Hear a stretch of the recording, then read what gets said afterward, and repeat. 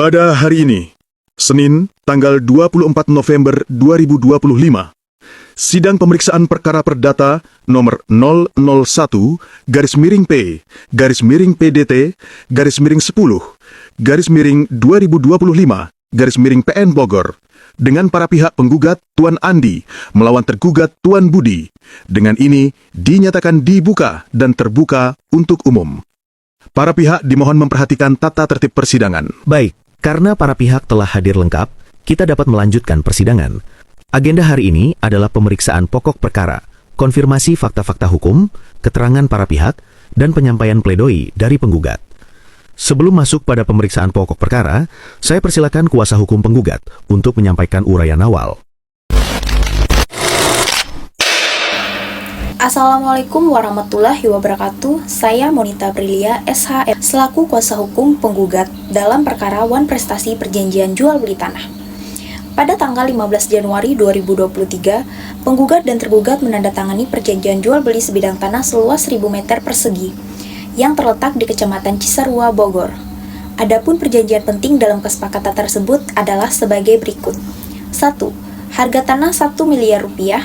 2. Pembayaran dilakukan 2 tahap.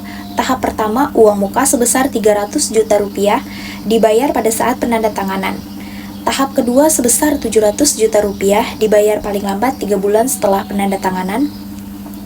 3.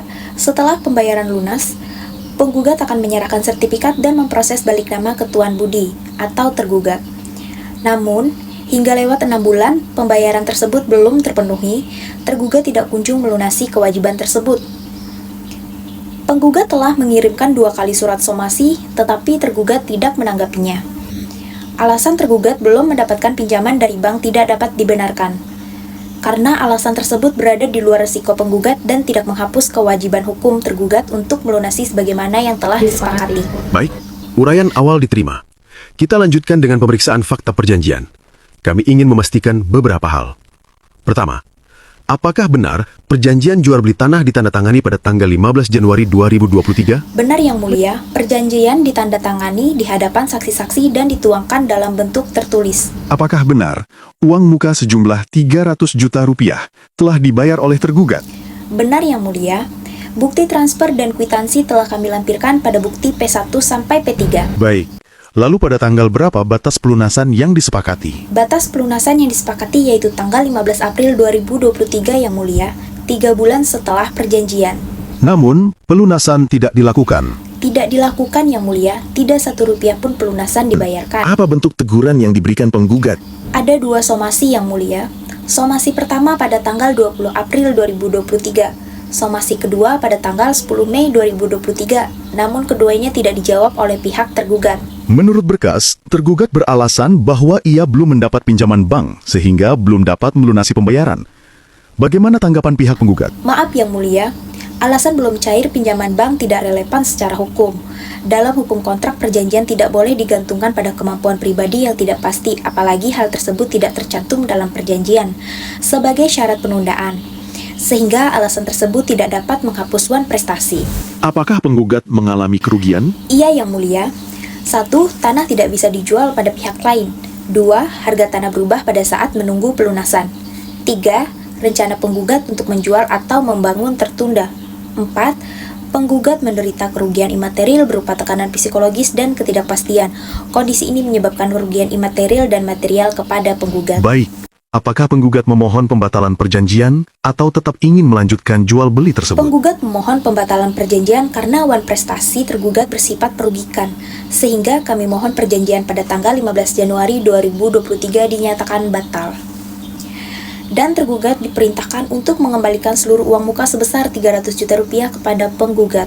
Baik. Apakah ada permohonan lain dari pihak penggugat? Ada Yang Mulia.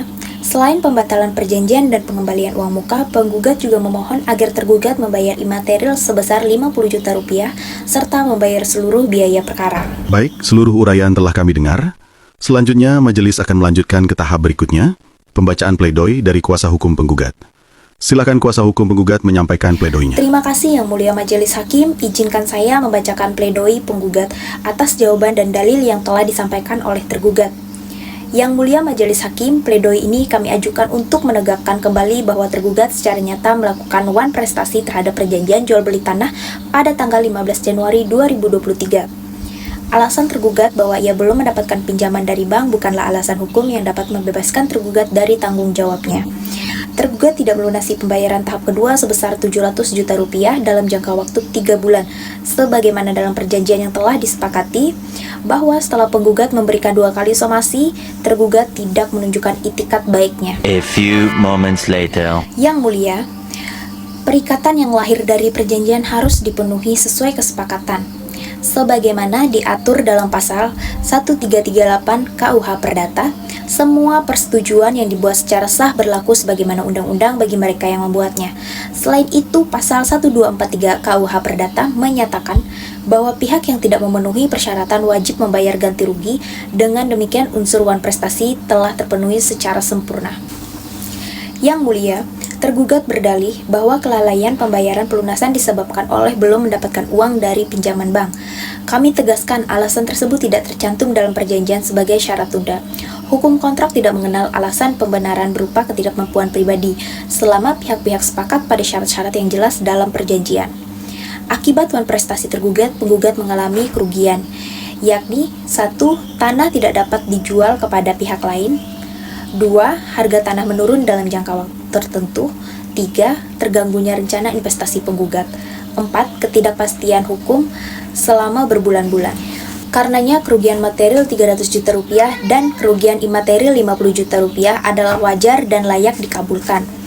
Berdasarkan seluruh fakta, argumentasi serta bukti yang telah kami ajukan di persidangan, penggugat memohon kepada Yang Mulia Majelis Hakim 1. Mengabulkan gugatan penggugat untuk seluruhnya. 2. Menyatakan bahwa tergugat telah melakukan wan prestasi. 3. Menyatakan perjanjian jual beli pada tanggal 15 Januari 2023 dibatalkan.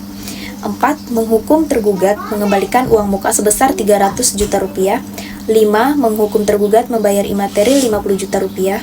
6. Menghukum tergugat membayar seluruh biaya perkara. Yang Mulia, demikian pledoi ini kami ajukan sebagai bentuk pembelaan hak-hak penggugat yang telah dirugikan oleh wan prestasi tergugat.